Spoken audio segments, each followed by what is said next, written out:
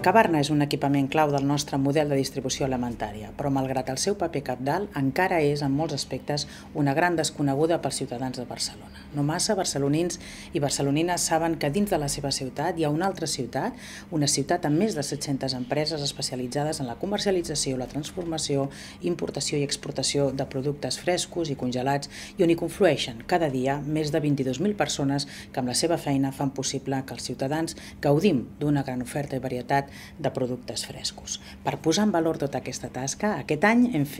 volgut fer un esforç per explicar als ciutadans com és aquesta ciutat que els alimenta i ho hem fet amb una proposta innovadora, una proposta original. Hem aprofitat el curtmetratge de l'Albert Espinosa, Pitahaya, rodat a Mercabarna, cosa que ha permès donar a conèixer alguns aspectes d'aquesta activitat d'aquest polígon alimentari fins ara desconeguts.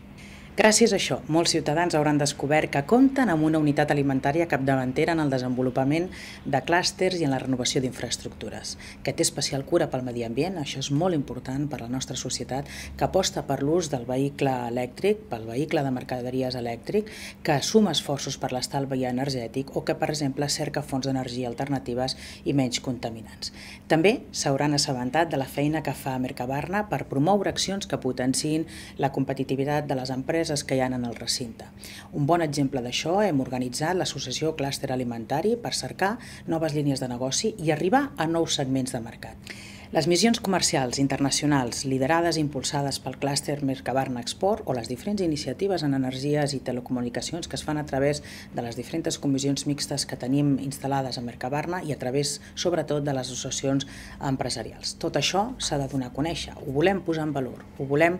explicar i per això durant el 2015 seguirem impulsant iniciatives que ajudin a les empreses de Mercabarna a encara ser més competitives i també perquè els ciutadans coneguin i se sentin ben orgullosos de tenir a Barcelona un pol econòmic tan potent com és aquest hub alimentari del Mediterrani.